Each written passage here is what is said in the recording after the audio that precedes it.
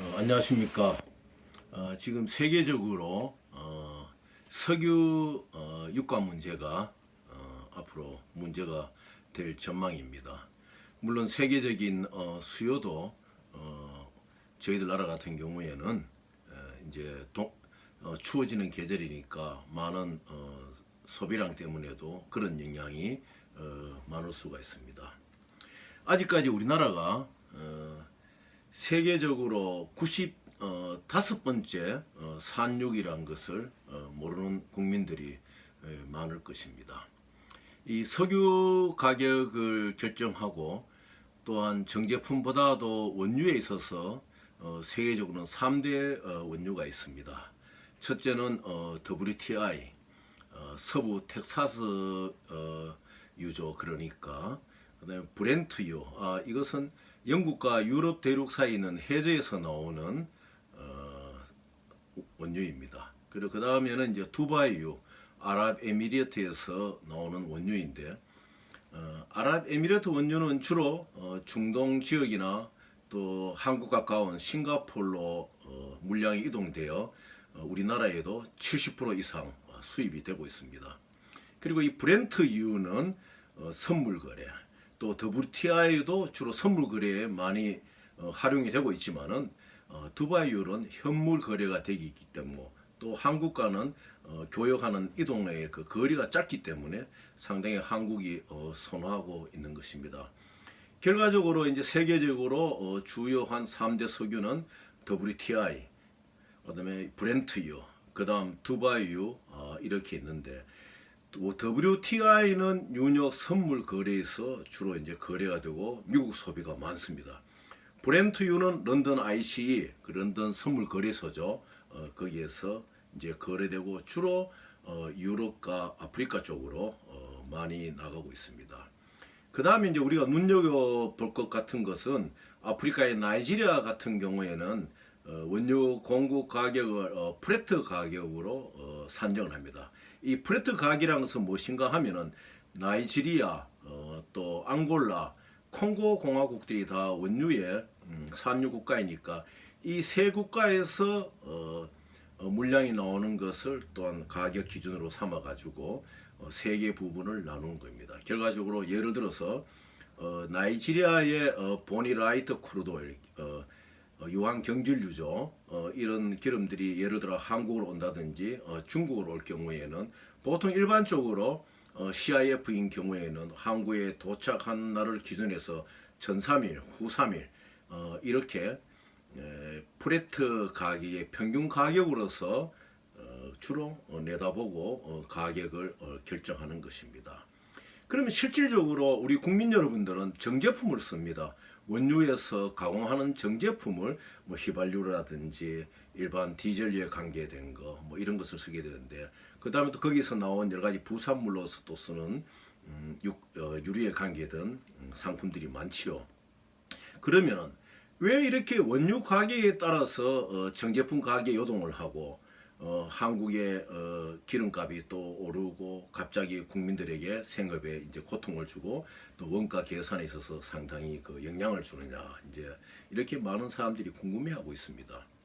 현재 지금 일어나고 있는 유가 파동의 조짐이 보이는 것은 미국 문제에 기인한 것이 많습니다. 바이든이 취임하고 난 뒤에 지금 외교적으로도 정책을 좀 실패하고 국내적으로도 여러 가지 문제가 많습니다. 그렇게 하다 보니까 바이든이 아주 중점적으로 보한 부분이 바로 이 에너지에 대한 문제입니다. 에너지의 그 불합리한 유통 과정을 바이든 정부는 보고 여기에 대해서 조금 조사를 하고 좀 여러 가지로 정부의 정책을 나누는 과정. 그 다음에는 최근에 이제 발발을 더 심하게 하고 있는 미국과 중국의 패권 전쟁, 타이완의 민주주의 활동, 타이완의 독립 활동에 비슷한 준하는 이러한 정책 움직임에 대하여 중국의 견제에 대응하는 미국의 도움, 이러한 미중 패권 전쟁이 에너지 대전의 전초전을 지금 약간 보이고 있습니다. 그럼 널리 알려지지 않았지만 미국과 이란은 지금 핵을 협상하고 있습니다.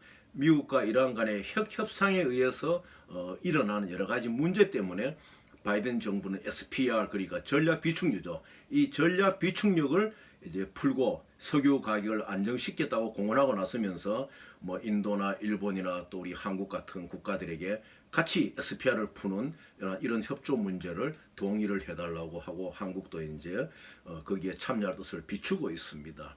그러나 이러한 모든 것은 보도에서 일어나는 여러 가지 사항들을 가르쳐 주는 것이지, 한국에 있어서 원유가라든지 어떤 정제품의 가격 문제는 우리가 상당히 짚어볼 필요가 있는 것입니다. 왜냐하면 이 석유가의 가격, 정제품의 가격은 금융시장과 굉장히 상호작용이 많은 것입니다.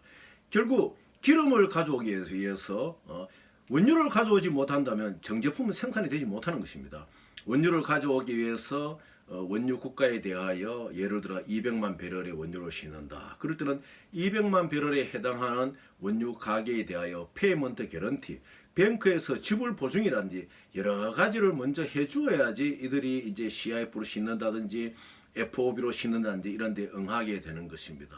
그런데 우리나라는 이러한 원자재를 지원해주는 금융시장의 구조가 굉장히 취약합니다. 그러므로 인해 가지고 우리나라의 큰 빅 메이저들이죠. 이 정제품 회사들인지 원유 수입 회사든지 실질적으로 어떠한 정부로부터 지원받는 공공이익을 많이 취하고 있다 보죠. 실제로 말해서 부동산 문제뿐만 아니라 빅 메이저들이 갖고 있는 이런 석유가로 인한 여러 가지 취하는 이익에 대해서도 이게 국민들에게 돌려줘야 됩니다.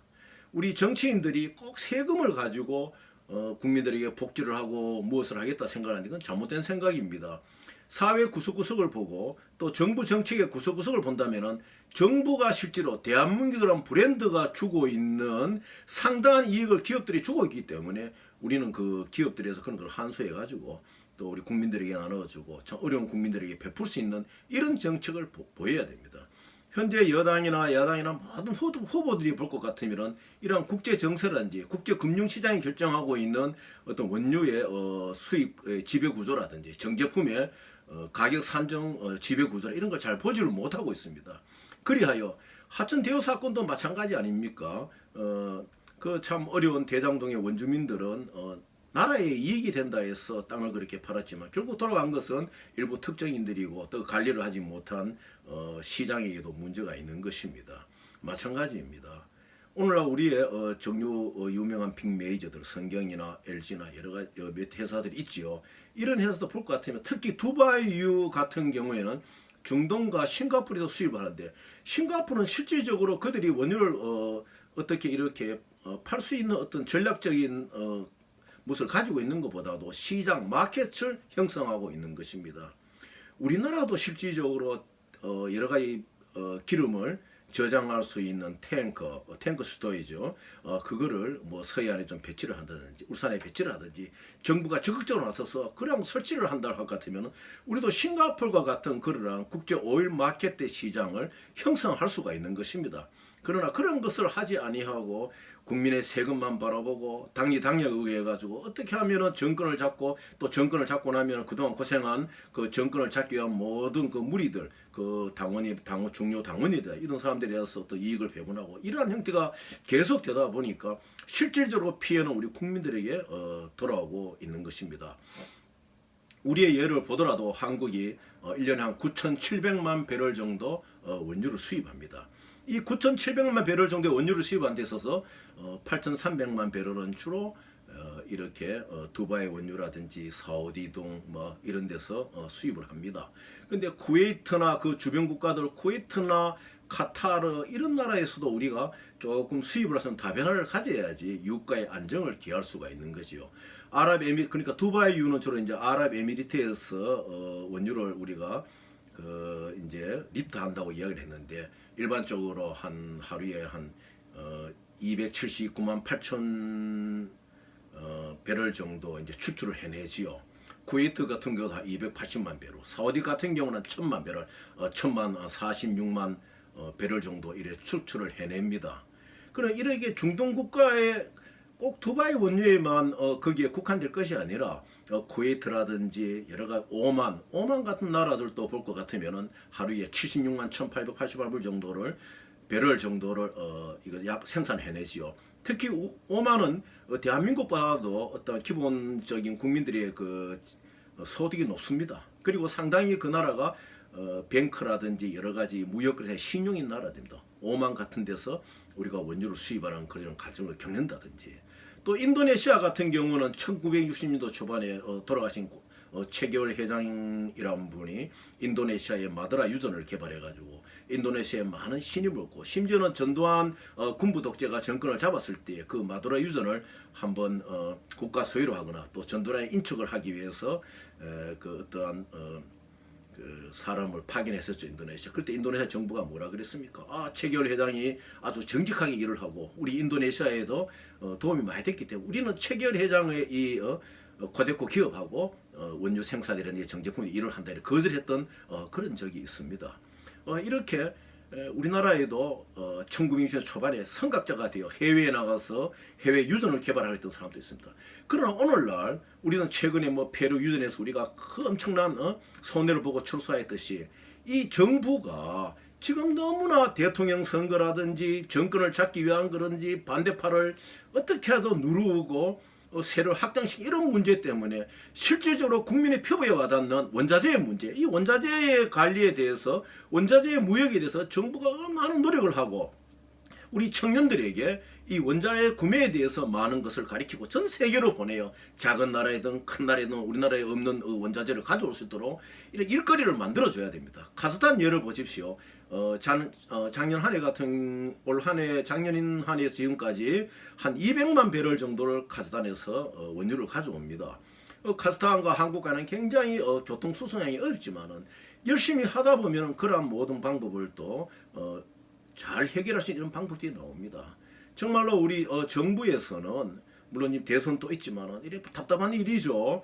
대통령 선거라는 후보들이 이러한 정말로 국민들을 잘 살게 하는 문제는 어떻게 하면 우리 국가에 있는 원자재를 잘 수급해가지고 세계 무역의 어떤 원가 경쟁에서 이길 수 있고 또 청년들에게도 일자리를 제공할 수 있는, 청년들을 정치에 끌어들이고 막 이렇게 하는 것이 아니라 진정 우리 청년들에게, 우리 한국 청년들처럼 머리가 우수하고 컴퓨터를 잘 다루고 참 언어 능력이 얼마나 좋으면 영어도 잘하고 이런 청년들을 전 세계로 내어보내가지고 정말로 원자재 구매의 어떤 선봉장, 그리고 그들에게 참 이 세계는 넓다는 것을 가르쳐 줄 수 있는 우리 정부의 어떤 지도 방법, 또 정부의 정책 방향이 지금 상당히 필요하다고 생각합니다.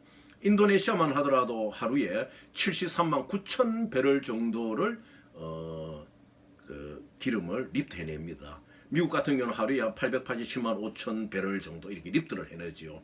제가 여기서 말씀드리는 배럴이라는 것은 200만 배럴을 기준으로 할 때 한 35만 메트릭 톤 이렇게 생각하시면 됩니다. 200만 배럴 같은 5층, 6층 크게 큰 배를 우리가 그렇게 이야기를 하는 것이요.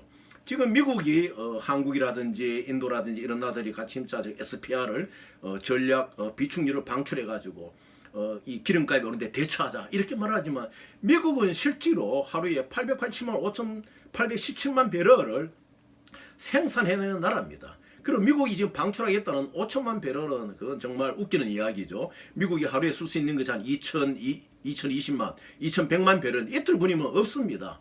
그런데 거기에 잘못 우리가 미국이랑 강대국의 또 외교적인 역량이 부족해가지고 따라가다 보면은 정말 한국의 국민들을 위하여, 한국의 산업들을 위하여 어떻게 해야 될 방향을 잊어버린다. 이걸 정부 관계자들이 잘 생각해야 된다. 지금 이 문제를 해결할 수 있는 가장 중요한 방법은 정부가 이 석유 수입 과정의 금융시장 구조가 어떠니 잘 알아가지고 이 금융시장과 뱅크, 은행과의 상호작용 관계 속에서 빅메이저들만, LG라 성경 이런 빅메이저들만 도와줄 것이 아니고 정말로 이것을 조금 영업을 자유화해가 우리 청년들이나 좀 이 기름을 아는 경험 있는 중년들이라도 열심히 뛰어가지고 국가에 원유를 많이 가져오고 이렇게 국가의 어떤 원유 때문에 고통받는 이런 일을 안 만들도록 우리가 노력해야 됩니다. 자, 보십시오. 나이지리아 같은 경우에는 NNPC라는 어떤 기구를 만들었어요. 그게 뭐냐면은 나이지리아 내셔널 페더라이징 코퍼레이션을 해가지고 정부가 국가가 있고 국가 밑에 국가 공기업식 우리 한국석유공사처럼 대한석유공사들은 이렇게 국가 기업을 공기업을 만드는 것이요. NNPC를 만들어가 거기에서 모든 세일즈나 이런 것을 관장하고 또한 PPMC라는 조직을 만들어 가지고 구매 활동을 하고 러시아도 마찬가지입니다. 러시아는 이런 원유라든지 정제품을 팔 때 있어서 에너지부가 다 관여를 합니다. 그래서 이러한 잘못된 페이크의 서류가 나가지 않도록 에너지 장관이 중요한 그 오나 트랜스퍼십에 대해서는 직접 사인도 하고 도장도 찍고 확인이 되도록 합니다. 우리나라도 좀 정부가 연구를 하고 공부를 해가지고 이 우리나라에 참 필요한 이 석유 원유를 잘 우리나라에 공급받아도 할 것 같으면은 정제품 값이 안정되고 정제품 값이 안정되면은 모든 산업용의 어떤 그 원가 계산이 낮아지지 않습니까? 무역 경쟁에도 이길 수 있지 않습니까? 아무리 대선 기간이고 중요하다 하지만은 지난날 얼마 전처럼 요소수 때문에 막 난리 피울 것이 아니라 지금부터라도 이제 우리나라 동절기에 다가올 석유 파동에 대해서 정부는 또 선거는 선거대로 가고 정부는 정부대로 이 석유 공급 대책을 세워야 됩니다. 그 공급 대책을 세운 데 있어서 우리나라의 빅메이저만 의존할 것이 아니라 지금부터라도 장기적으로 우리나라의 청년들에게 이러한 원자재 구매라든지 이러한 무역에 대해 가지고 국가가 좀 주도적으로 가르쳐주고 지원해주고 또 뱅크의 어떤 개런티 문제라든지 정부가 좀 해야 됩니다. 너무 모릅니다. 정부가. 이것이 바로 우리나라의 지금 약점인 거다. 감독할 줄 알고 세금 같은 거 얼마냐 이래가 이걸 어떻게 국민 안 하지 이런 것만 알지. 우리 정부가 좀 노력하고 공부하고 세계로 눈을 들어가지고 세계 금융시장의 구조를 잘 익혀가지고 우리 청년들에게 일자리 창출이 커져 참 자기들의 어떤 배운 지식보다도 다른 이런 일을 하고 항상 일자리에 불안을 갖는 이런 것이 아니라 우리 청년들에게 장기적으로 이 세상에서 참 인생의 멋진 생활을 할 수 있도록 그런 직업을 유도할 수 있는 우리 정부의 일자리 정책이 나와야 된다. 그중에서 이 원자재 관련이 가장 중요합니다. 자, 이제 말을 마무리하도록 하겠습니다. 이 원유 관계에서도 오펙 기구와 비오펙 기구가 있습니다. 오펙은 어차피 원유 생산량을 서로가 약정해가지고 한정하고 있지만은 비오펙 기구는 나름대로 자기들 국가의 이익을 위하여 원유국들이 계속 이제 이 리프트를 해가지고 리프트란 말은 이제 끄집어내는 거지요. 뭐 해저에 있는 걸 끄집어낸다든지 육상에 있는 걸 끄집어내가지고 계속 해외로 수출을 합니다. 이러한 비오펙 기구와의 어떠한 교류를 활성화해가지고 비오펙 기구의 원유도 우리가 잘 살 수 있도록 해야 됩니다. 지금 솔직히 말씀드려가지고 우리나라 원유가를 조금 정부가 신경 쓴다면은 국내에 들어온 원유가를 최소한 배럴당 3불은 무조건 낮출 수가 있습니다. 이 3불 낮추는 것은 바로 공공이익 환수입니다. 국민들이 베풀면 됩니다. 뭐 기본소득이니 재난지원금이 모든 것을 국민의 세금만 볼 것이 아니고 이 정유 빅메이저들이 부당 이익이라기보다도 무엇이라 할까요? 국가의 보호를 받는 이익금 한 3불, 4불 정도는 국가가 환수해가지고 국민들이 왜 좀 쓰면 어떻겠습니까? 그렇게 하는 우리나라가 되기를 바라겠습니다. 그리고 울산 같은 경우에는 1970년도에 석유 탐사를 해가지고 미국의 셰일이 조강권을 가지고 하다가 수익성이 한번 나갔지 않습니까? 지금 우리 그 대한석유공사가 1980년부터 해가지고 최근에 2004년 7월에 기름도 추출해내고 있습니다. 이런 걸 국민들에게 적극적으로 홍보를 해야 됩니다. 왜 일부의 어떤 그 중요한 분들만 이러한 중요한 우리나라의 원자재의 어떤 정부에 접근을 하고 있습니다. 그렇게 하면 안 됩니다. 이 석유 정보를 장악 오픈해 가지고 또 우리나라의 일부 목포 어디에서 기름인데 덮어놨다. 그럼 그것도 오픈해 가지고 자 이거를 정부는 정부의 어떤 정책 위반자들을 가려서 잘 못하겠는데 국민 여러분 어떻게 하면 되겠습니까? 같이 한번 해보시라든지 이런 정부의 제안도 있어야 된다는 제 의견입니다. 오늘은 이렇게 간단하게 말씀드리고 앞으로 이 원자재에 대해서 좀 더 말씀드리면서 대통령 선거 기간이지만 정치는 또 선거는 선거대로 가고 국민들을 살리기 위한 정책의 기본으로서는 우리나라에 없는 이런 원유라든지 이런 원자재에 대해서 정부가 관심을 가지고 청년들에게 그쪽으로 일할 수 있는 일자리 창출을 위해서 우리 국가가 노력을 해야 됩니다. 그것이 우리 국가가 경쟁력을 키우고 이 청년들의 꿈과 희망 그리고 청년들의 삶을 풍요하게 하고 우리가 부강한 나라가 될 수 있는 길이라는 것을 믿고 이런 말씀을 드립니다. 우리 모두들 이 나라의 장래를 위해서 기도하면서 열심히 이 나라의 장래를 위해서 우리 노력해야 될 것입니다. 지금 어떤 당에서는 꼰대니 청년이 그런 것을 우리가 분별 진보니 보수니 꼰대니 청년이 분별하면 안 됩니다. 청년은 또 이런 나이 든 사람들이 경험을 받아들이고 또 노인들은 또 우리 나이 든 사람들은 청년들의 새 시대에 갖고 있는 변화의 욕구를 받아들이고 잘 융합시키가 우리 국민들이 잘 사는 나라를 만들어야 되지 않겠습니까? 여러분 힘내시고 이 원자재 문제에 대해서 정부가 즉각적으로 지난번에 요소수 문제가 허둥대는 것까지 아니라 지금 이제 겨울이 다가오고 있습니다. 추워지는 날이 다가오고 있습니다. 준비를 해가지고 이번 겨울은 석유 파동 없이 잘 지내기를 간절히 바라겠습니다. 감사합니다.